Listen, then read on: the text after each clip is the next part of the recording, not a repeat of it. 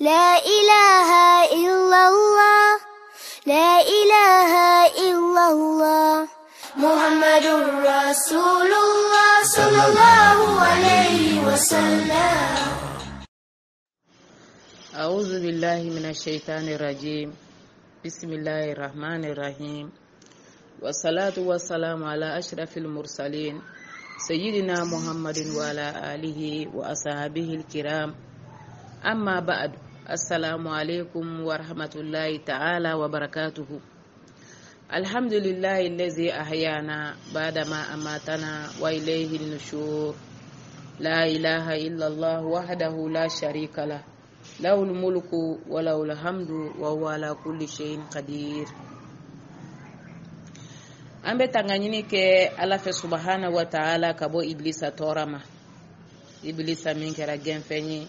kabo ala ka nema kono.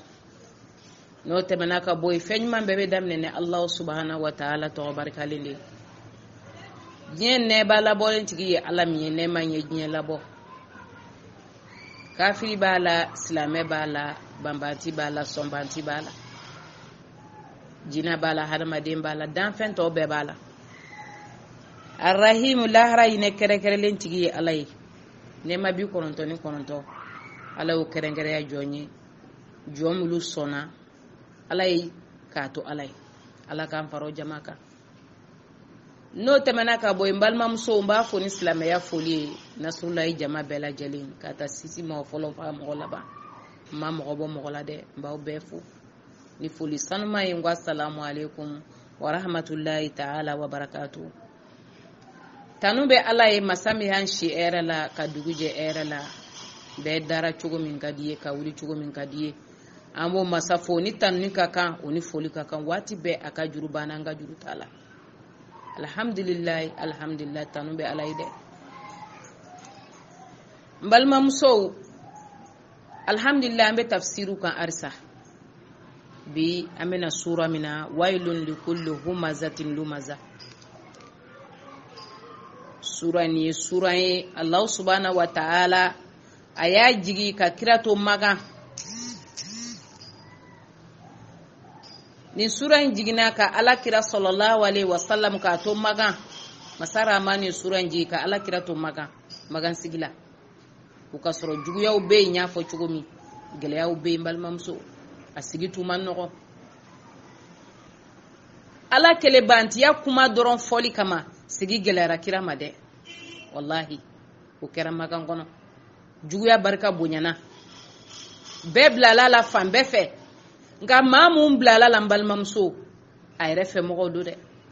aso mo do de wal mo te de ni ka jugu ya bonyana ni ka koni ya bonyana kanila surunya mo boala de ajuba juolu de ni wal mo serila islam so yoro jana mo nana na ka sesori kan e che ya sababu yede ini mo ya sababu yede e che la ka chama nya sababu yede note wallahi akili na akili muso tese musula de muso ma muso nati muso seka musulata mbal mamso ni ye misalu ay kafo ala kira sallallahu alaihi wasallam sura injigina sababu ya dawdila sura fenfe na jigina magangono iba soro sababu ya kundo de bala mbal mamso Allah subhanahu wa ta'ala kumbaka kiraka keleke sabula kurane imbe arabu kande la arabu fana be arabu kande me Allah subhanahu wa ta'ala e kurane ke mujiza de ku dese ko do kayiraula ode kama akumbe kurane kuma kan jigi nuye koko ke misema ani kumbaba aba jigi ka ke kabako ye uma ukama nabe gan ukon nabe fili a chama mbeke sababu ye tuguni milu koko kirai korte kelai kwa be kuma min fora ko alaka kuma kante a to yere dama chama le segiri yere maka fo wallahi ninte hada maden ka kuma kan ya Allah subhanahu wa ta'ala ka kuma kan mbal mamsu alaka ambe sawaba ma Allah subhanahu wa ta'ala bismillahir rahmanir rahim wailun likulli humazatin lumaza ko yalla kuma kainde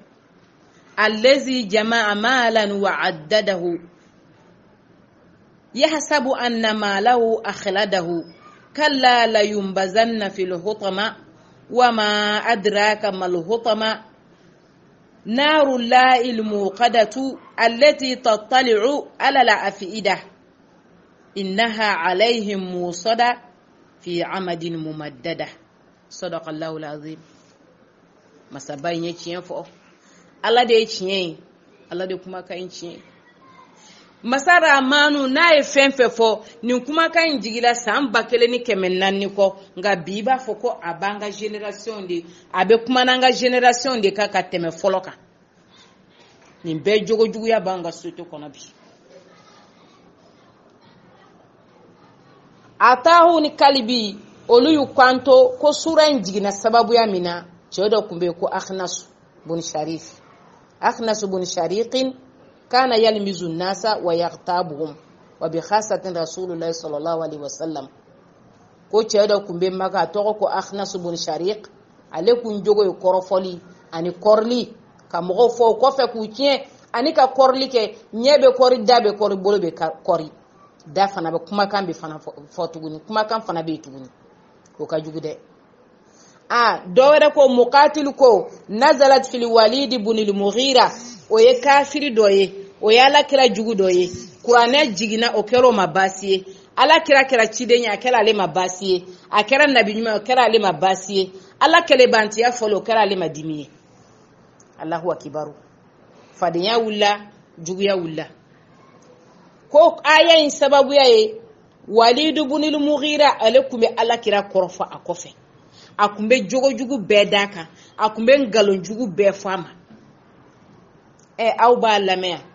ala foy machi cidente nabi nyumante ne madara ni Muhammadu hakilibe abe ko mi fatodu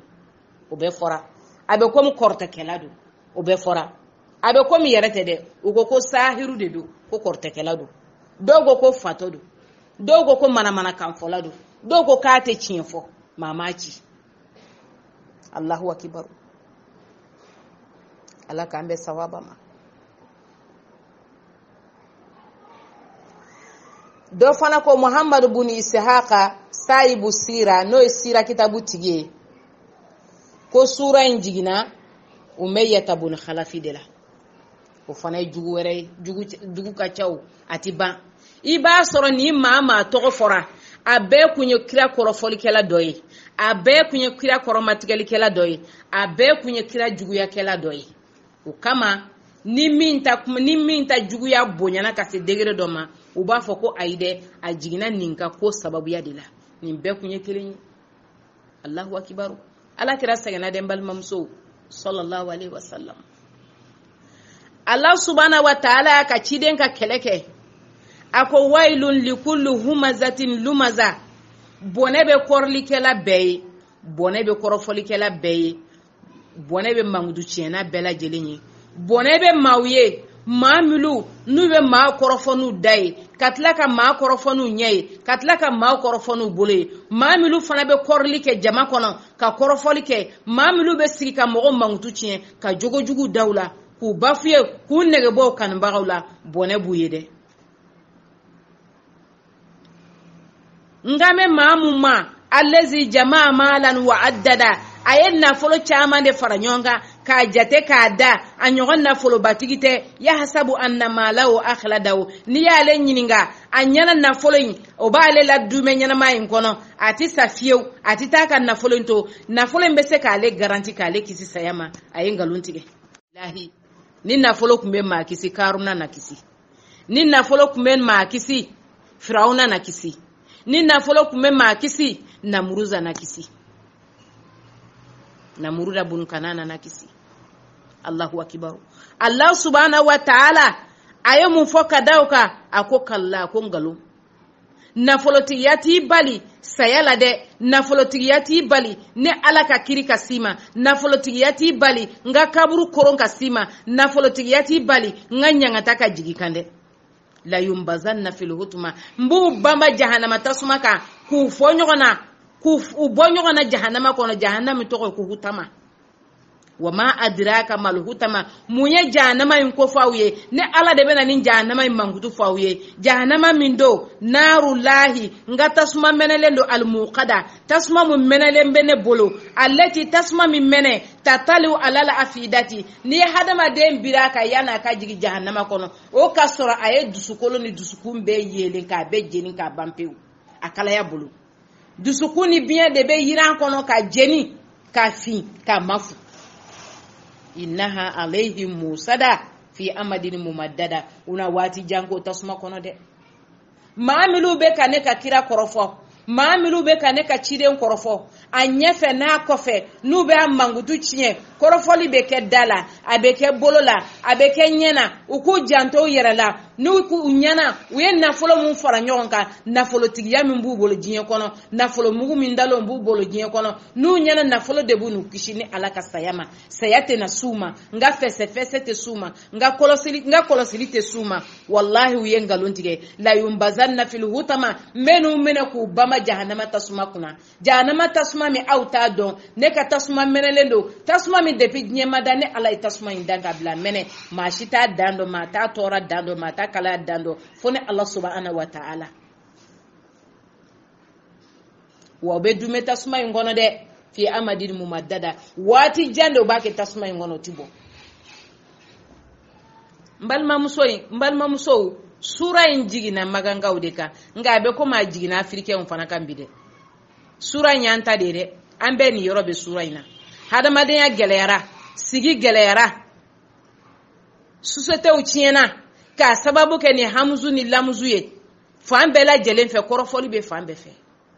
isera mami ma bi korofo imase mami ma bi korofo do ere tay ki kuma kan dama medoro ka wuli ki mangudu kinye ikanu baga ku inege bula ife baga ku inege bula ki bafuye kan baga ye ki ke fuye kan baga fe nga wallahi ne hada madem ba don korofoli be minchi aka bara nyuma na yawmal qiyama ba sembwala salafu saluna utemena ulukumbu yere koloshimuna ukumbu koloshima korofola sabula muna ukunta afe ukabara nyuma kabu bolo kadi mama abada amanduye ibika selibeke kika sumbeke katle kuru ke minogola andi kungona ko fara nyonga ke kata do jannatu saimuna kono ebeta bali kambinye ibeta jama forole yikofe be bolo jalembe ko alanga hake na fara ko karsama ko chu wakati ke kabwala iko ni nchekanyo wakati ke kabwala iko ni nchekaju wakati ke kabwala andu ndanu mbe femfo minka juguni ni mbei obeka tike kaboy ka bara nyuma una mbalma muso alabana ilangolonti nato alaka here kanye de alaka anjigitugu alaka nwasa alaka angisa nyere bakun toroma ni toro do ka wanyere bakuna namba nyini ka sanyere maka nyere tonyo wama kana rabbuka bizallamin lil abidi ala de te mani fin tonyo mani fin yere de kelimbe ka yere tonyo masara amanu ye fimani jemande yirana ya bonyona ka chidem blakana kana chinya fanyana kanyuma nyirana ka juguma nyirana Qur'ane bele be mamun bolo ala kira sallallahu alaihi wasallam akwa sahaba uma akwa atina tunune kofe atina filine kofe madama na ifen flamine na la ayala ka kuma kan mine kane kira ka sunabatu wallahi ateflifiu Qur'ane ban senga sunun tuli ama jogo yelema ama laalaw yelema ama dusukun yelema ama kewalo yelema ama fedo ani nyogonche ama bendo ani nyogonche ama hine do ani nyogonche ama kanu do ani nyogonche otmana munde kera Taurata de beno di amma watari inzulu de beno dama Qur'ane ala kuma kambe mamun bolo anye muslimaw de ummatu muhammadiya ma be se ka fo bikite Qur'ane do ni ta do ye kalamba do lama ayafo ni te wajulu do wajulu kala yafo bebe nyumani jugumando bi no ma se ka nga societe u yelema no ma se ka nga sigida u yelema no ma se ka du kono na u yelema no ma se ka siso kono na u yelema wallahi ma do mi mena yelema de nga Allah subhanahu wa ta'ala akwale ka kuma kante fale ala ka kuma kante wulide aye hutama mi fo ninja hanama tasmai naru lailu muqadatu akatasuma menele no depi nyemada fo nyaka wuli dole be fara mene ka dote bwala tasmami allati tatalu ala al afidati nabe sukun yelindi a bɛ biɲɛ ni sɔn yelen adamaden kɔnɔ de k'a jeni k'a ban pewu. An k'an ka siran o ɲɛ dɛ, an k'an ka siran o tasuma ɲɛ dɛ. N'an bɛ min to an k'a to tasuma ye dɛ, n'an bɛ min kɛ an k'a ko tasuma ye. Ala k'an kisi, Ala k'an tanga, Ala k'an kisi an yɛrɛbakun fana tɔɔrɔ. Ibnu Mubaraki rahimahullah a ko Sufiyani Sawri ma, a ko wallahi, a ko depuis n ye Aba Hanifa ye n sigira ka kalayɔrɔw la k'a matarafa ka tugu a kɔ, n ma deli k'a ye hali n'a y'a jugu kɔrɔfɔ. Sufiyana Sawri ko a ma Ala ka yafa a ma, a ko nin cɛ in hakili ka bon ma, k'a ka baara kɛ k'o fara ɲɔgɔn kan ka t'o di maa ma, k'a ka baara ɲuman ta k'a di maa ma, a ko wallahi cɛ in hakili ka bon ma. O tuma na kɔrɔfɔlikɛla ye hakilintan de ye dɛ. Maaw de ka juguman bɛ taa d'e ma, e ka ɲuman bɛ taa di maaw ma. O tuma i k'a dɔn ka fɔ i tɛ hakiliya minɛn kɔnɔ dɛ. O tuma na n balimamuso an bɛ min ɲini, an ka tuubi, an ka segin an kɔ, an ka kɔrɔfɔli to yen, an ka misɛnya to yen, ɲɔgɔn mankutu tiɲɛ an k'a to yen, ɲɔgɔn tɔgɔ tiɲɛ an k'a to yen. Dɔw yɛrɛ bɛ sɔn da mɔgɔ la wallahi bilahi sɔn tɛ. Bilahi men kale Ala la n sunnen don. Dɔw bɛ fɛn fɔ hadamaden dɔw la bilahi u sɔn tɛ. Kɔrɔfɔli diya bolo ani mankutu tiɲɛ diya bolo.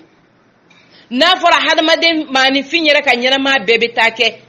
e bɛ yaala la enquête la mɔgɔw kɔ, i bɛ kɔlɔsili la mɔgɔw kɔ, i bɛ sɛgɛsɛgɛ la mɔgɔw kɔ, i bɛ fɛsɛfɛsɛ la mɔgɔw kɔ, mɔgɔw donna yɔrɔ min i b'u nɔfɛ, u bɔra yɔrɔ min i b'u nɔfɛ. I mako de bɛ hadamadenw ka ɲɛnamaya la k'a ɲini k'a ɲɛdɔn ka sɔrɔ ka taa sigi k'a fɔ ka dɔ fara a kan.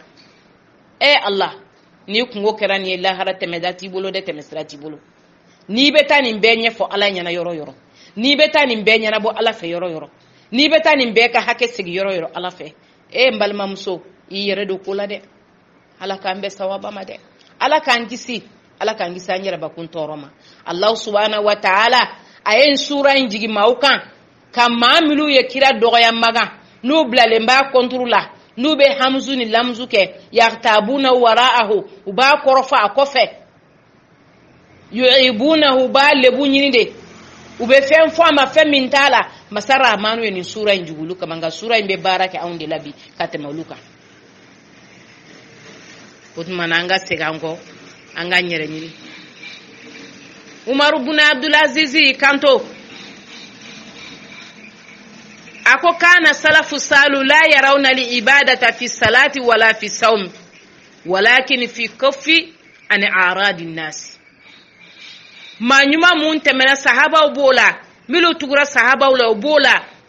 dɔnnikɛla baw an'an ka salafu salu mɔgɔ ɲumanba minnu tɛmɛna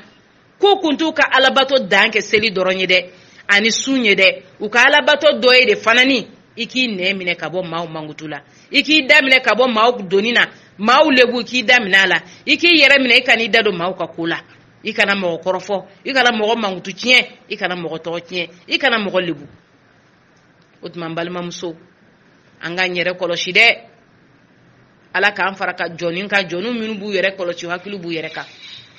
u hakili b'u yɛrɛ la. O tɛ nin sura in n'i y'a kalan, n'i miirila n balimamuso, i yɛrɛ b'a dɔn k'a fɔ sura in jiginna magan de kira tile la san 1400 kɔ, nka sura in bɛ baara kɛ halisa de an ka sotew kɔnɔ dɛ. Kɔɲɔyɔrɔw la kɔrɔfɔli ni kɔrɔli de bɛ yen, denkunu kɛnɛw ka kɔrɔfɔli ni kɔrɔli de bɛ yen, kuma bɛ fɔ ɲɔgɔn ɲɛna a tɛ nin ye, a bɛ ka na, i ɲɛ t'a la filɛ nin ye, bolo bɛ kɛ ka kɔrɔli kɛ, da bɛ kɛ ka kɔrɔli kɛ, e tɛ ka jate minɛ Allah subhanahu wa ta'ala k'i ma wa ma yalfizu min qawlin illa ladayhi raqibun atid. Hadamaden mana kumakan kelen kelen fɔ, sɛbɛlikɛla gɛlɛn de b'i nɔfɛ, kɔlɔsilikɛla gɛlɛn de b'i nɔfɛ, a b'a bɛɛ sɛbɛ, ɲuman min bɛ kini fɛ o bɛ ɲuman sɛbɛ, min bɛ numan fɛ o bɛ juguman sɛbɛ, olu bɛɛ de ka taa da i ɲɛkɔrɔ. O kama suratul kafi la ko hadamaden bɛ na jɔ Ala ɲɛkɔrɔ, a ka bugu fɛnsɛlen a yɛrɛ kɔrɔ, bugu yɛrɛkɛlen a yɛrɛ kɔrɔ, a bolo ye baara minnu kɛ a yɛrɛ ka baara jugu bɔlen a kɔrɔ, a b'a fɔ Ala ma mali ahazal kitabi la yughadiru saghiratan wala kabiratan illa ahsaha. Allah, ni sɛbɛnfɛn in ka jugu koyi, ne ma ni sɛbɛnfɛn in faamu dɛ, ni sɛbɛnfɛn in ja a kun tɛ tɛmɛ misɛnman ni kumaba ci la, a b'a bɛɛ de sɛbɛn. Ala dun y'o fɔ an ɲɛna dɛ, e t'a kalama k'a fɔ sɛbɛnfɛn de bɛ yen, misɛnman ni kumaba bɛɛ bɛ sɛbɛn a la, wajulukɛlaw y'a fɔ dɛ, i y'a bɛɛ mɛn. Nka ni farafin ɲɛ tɛ min na a m'o ye de, fɔli dɔrɔn, n'o tɛ dɔ kɛra dɛ. Bɛɛ b'a kalama k'a fɔ Ala ko sɛbɛlikɛlaw ni kɔlɔsilikɛlaw de b'an kɛrɛfɛ, an k'an janto an yɛrɛ la. ala ka cidenw de be dugumakolo in sanfɛ ala tɛ jigi dɛ nka ka cidenw de be ciden nunu an kana dange nabi ɲumanw ni kiraw ye ko mɛlɛkɛw de be ala bolo sayyaruna fil ardi ulu be yala dugumakolo in sanfɛ ulu be ka ala mako dilan u tɛ ala sɔsɔ anw de be ala sɔsɔ la ya'suna la ma amarahum u tɛ ala sɔsɔ yamaruyala n'ala y'u bila min na wa yaf'aluna ma yumaruna ala y'u bila ci min na u b'o de kɛ anw dun b'a ala sɔsɔ n'ala ko min ka kɛ an ko an tɛ an t'a kɛ min man di ala ye n'i y'a kɛ i ma ala sɔsɔ min man di kira ye n'i y'a kɛ i y'ala sɔsɔ ko sinji kana tigɛ o nɔgɔyara bi ka tɛmɛ jisuma min kan sinji be tigɛ ni telefɔni ye miniti 5 ka weleli kɛ wa ne yɛrɛ mago t'i la ne ka sira t'i la a ka di ye cogo cogo ye sinji tigɛ e y'o kuma ni min minɛ fu ye fitini ye nin ye kumaba de nin ye koba de lahara don ala b'i minɛ ni nin ye n balimamuso ala b'i fɛsɛ ni nin ye ala k'an bɛ sahaba ma ala ka sabari d'a ma ala ka hakili ɲuman d'a ma ala ka kanda nɔgɔya an ye ala k'an kɛ jɔn ye jɔn minnu bɛ tuubi don o don Allahumma la ilaha illa anta subhanaka inni kuntu minaz zalimina jɔn minnu bɛ nin fɔ don o don ala k'an yɛrɛ segin ma Allahumma inna zalamna anfusana zulman kabiran faghfir lana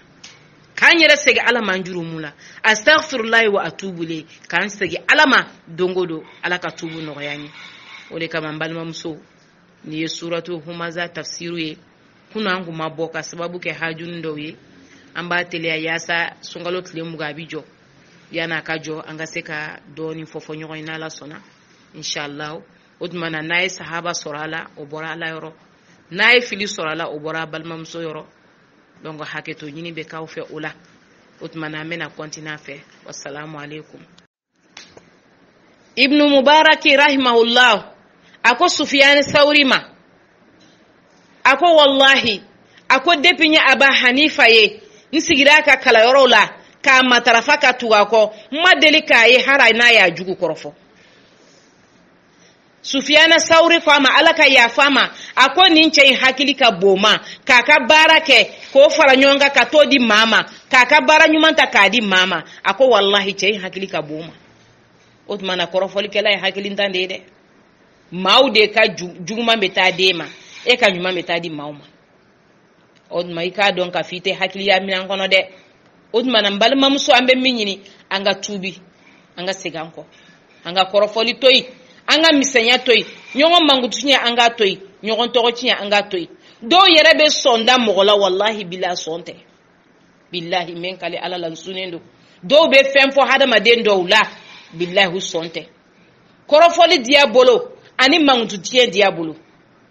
n'a fɔra hadamaden maanifin yɛrɛ ka ɲɛnama bɛɛ bɛ taa kɛ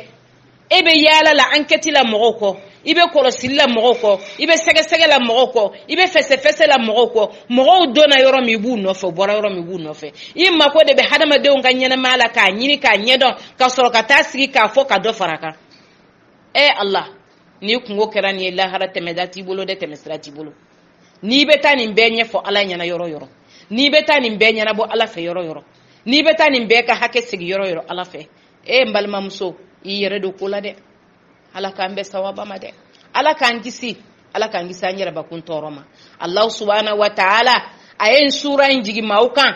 ka maa minnu ye kira dɔgɔya magan n'u bilalen b'a kɔnturu la n'u bɛ hamzu ni lamzu kɛ yaktabuna wara'ahu u b'a kɔrɔfɔ a kɔfɛ yu'ibunahu b'a lebu ɲini de u bɛ fɛn fɔ a ma fɛn min t'a la masa rahmanu ye nin sura in jigulu kama nka sura in bɛ baara kɛ anw de la bi ka tɛmɛ olu kan o tuma na an ka segin an kɔ an ka ɲɛrɛ ɲini Umaru bin Abdulaziz kanto a ko kana salafu salu la yarawna li ibadata fi salati wala fi sawm walakin fi kaffi an a'radin nas ma ɲuman mun tɛmɛna sahabaw b'o la minnu tugura sahabaw la o b'o la dɔnnikɛla baw an'an ka salafu salu mɔgɔ ɲumanba minnu tɛmɛna k'u kun t'u ka alabato dan kɛ seli dɔrɔn ye dɛ ani sun ye dɛ u ka alabato dɔ ye de fanani i k'i nɛ minɛ ka bɔ maaw mankutu la i k'i da minɛ ka bɔ maaw doni na maaw lebu i k'i da minɛ a la i k'i yɛrɛ minɛ i kana i da don maaw ka ko la i kana mɔgɔ kɔrɔfɔ i kana mɔgɔ mankutu tiɲɛ i kana mɔgɔ tɔgɔ tiɲɛ i kana mɔgɔ lebu o tuma n balimamuso an k'an yɛrɛ kɔlɔsi dɛ ala k'an fara ka jɔnni kan jɔnniw minnu b'u yɛrɛ kɔlɔsi hakili b'u yɛrɛ kan o hakilu bu yɛrɛ la o tɛ nin sura in ni y'a kalan ni mirila balimamuso i yɛrɛ b'a dɔn k'a fɔ sura in jiginna magande kira tile la san 1400 kɔ nka sura in bɛ baara kɛ harisa de an ka sotew kɔnɔ dɛ kɔɲɔyɔrɔw la kɔrɔfɔli ni kɔrɔli de bɛ yen denkunu kɛnɛw ka kɔrɔfɔli ni kɔrɔli de bɛ yen kuma bɛ fɔ ɲɔgɔn ɲɛna a tɛ nin ye a bɛ ka na i ɲɛ t'a la filɛ nin ye bolo bɛ kɛ ka kɔrɔli kɛ da bɛ kɛ ka kɔrɔli kɛ e tɛ ka jate minɛ Allah subhanahu wa ta'ala kima wa ma yalfizu min qawlin illa ladayhi raqibun atid hadamaden mana kumakan kelen kelen fɔ sɛbɛlikɛla gɛlɛn de b'i nɔfɛ kɔlɔsilikɛla gɛlɛn de b'i nɔfɛ a b'a bɛɛ sɛbɛ ɲuman min bɛ kini fɛ o bɛ ɲuman sɛbɛ min bɛ numan fɛ o bɛ juguman sɛbɛ olu bɛɛ de ka taa da i ɲɛkɔrɔ o kama suratul kafi la ko hadamaden bɛ na jɔ Ala ɲɛkɔrɔ a ka bugu fɛnsɛle a yɛrɛ kɔrɔ bugu yɛrɛkɛle a yɛrɛ kɔrɔ a bolo ye baara milu kɛ a yɛrɛ ka baara jugu bɔlen a kɔrɔ a b'a fɔ Ala ma mali ahazal kitabi la yughadiru saghiratan wala kabiratan illa asaa Ala ni sɛbɛnfɛn in ka jugu koyi ne ma ni sɛbɛnfɛn in faamu dɛ ni sɛbɛnfɛn in ja a kun tɛ tɛmɛ misɛnman ni kumaba ci la a b'a bɛɛ de sɛbɛ Ala dun y'o fɔ an ɲɛna dɛ e t'a kalama k'a fɔ sɛbɛnfɛn de bɛ yen misɛnman ni kumaba bɛɛ bɛ sɛbɛ la wajulukɛlaw y'a fɔ dɛ i y'a bɛɛ mɛn nka ni farafin ɲɛ tɛ min na a m'o ye de fɔli dɔrɔn n'o tɛ dɔ kɛra dɛ bɛɛ b'a kalama k'a fɔ Ala ko sɛbɛlikɛlaw ni kɔlɔsilikɛlaw de b'an kɛrɛfɛ an k'an janto an yɛrɛ la Ala ka cidenw de bɛ dugumakolo in sanfɛ Ala tɛ jigi dɛ nka a ka cidenw de bɛ yan ciden ninnu an kana dan kɛ nabi ɲumanw ni kiraw ye ko mɛlɛkɛw de bɛ Ala bolo sayarina fil ardi olu bɛ yaala dugumakolo in sanfɛ olu bɛ ka Ala mako dilan u tɛ Ala sɔsɔ anw de bɛ Ala sɔsɔ la ya'suna la ma amarawum u tɛ Ala sɔsɔ yamaruyala n'Ala y'u bila min na wa yaf'aluna ma yumaruna Ala y'u bila ci min na u b'o de kɛ anw dun bɛ Ala sɔsɔ n'Ala ko min ka kɛ an ko an tɛ an t'a kɛ min man di Ala ye n'i y'a kɛ i ma Ala sɔsɔ min man di kira ye n'i y'a kɛ i y'a Ala sɔsɔ ko sinji kana tigɛ o nɔgɔyara bi ka tɛmɛ jisuma min kan sinji bɛ tigɛ ni telefɔni ye miniti 5 ka weleli kɛ wa ne yɛrɛ mago t'i la ne ka sira t'i la a ka di ye cogo cogo ye sinji tigɛ e y'o kuma ni min minɛ fu ye fitini ye nin ye kumaba de nin ye koba de